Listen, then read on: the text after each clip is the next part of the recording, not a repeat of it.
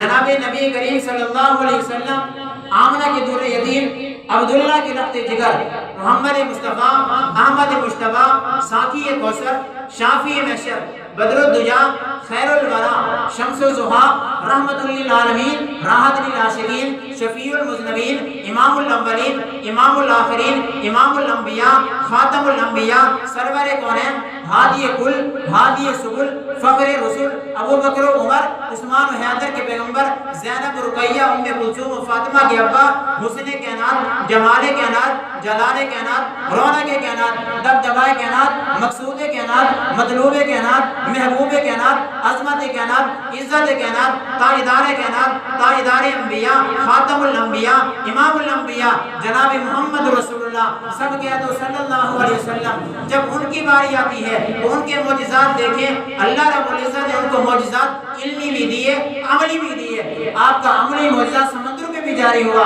آپ کا عملی معجزہ زمین میں بھی جاری ہوا آسمان میں بھی جاری ہوا جب اللہ کے نبی صلی اللہ علیہ وسلم نے انگلی کا اشارہ کیا تو اللہ رب العزت نے چاند کے 2 ٹکڑے کر دیے میں یہاں ایک بات اور کرتا چلتا ہوں جناب یوسف علیہ السلام کا زمانہ ہے جناب یوسف علیہ السلام کو بھی اللہ رب العزت نے حسن دیا تھا جب عورتوں نے جناب یوسف علیہ السلام کو دیکھا ان کے حسن کو دیکھ کر اپنی انگلی کو کاٹ دیا تھا یہاں انگلی کو دیکھ کر چاند 2 ٹکڑے ہو گیا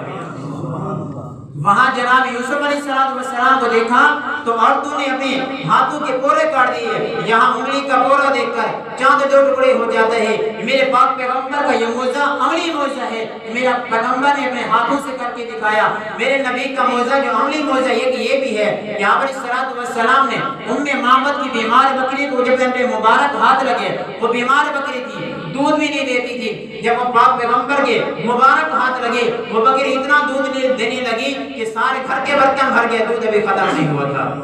یہاں علیہ السلام کا عملی معجزہ ہے اور یہ بھی علیہ السلام کا عملی معجزہ ہے جب علیہ السلام نے بارش کے لیے ہاتھ اٹھائے ابھی ہاتھ نیچے نہیں آئے تھے بارش پہلے آ چکی تھی جناب ابو ہریرہ رضی اللہ تعالیٰ عنہ نے علیہ السلام سے کہا اے پاک پیغمبر میری اماں کے لیے ہدایت کی دعا کیجیے تاکہ اللہ رب العزت اس کو ہدایت دے وہ مسلمان ہو جائے علیہ السلام نے ابو ہریرہ کی اماں کے لیے ہدایت کی دعا کی حضرت ابو ہریرہ کے گھر میں پہنچے تھے ہدایت پہلے پہنچ چکی تھی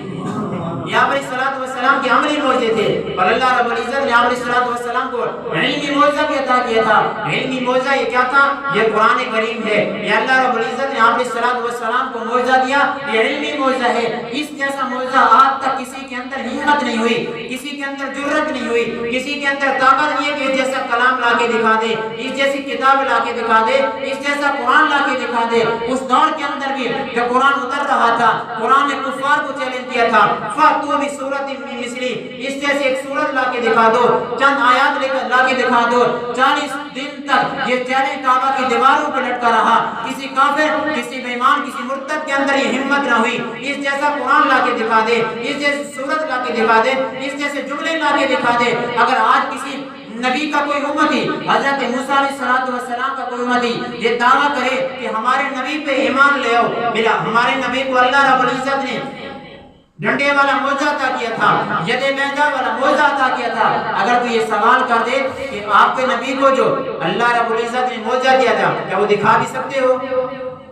کیونکہ جو نبی آیا وقت کے ساتھ اس کا معجزہ بھی ختم اس کی نبوت کی مدت ختم تو معجزہ بھی ختم لیکن اگر ہم کسی کو کہیں ایمان لے آؤ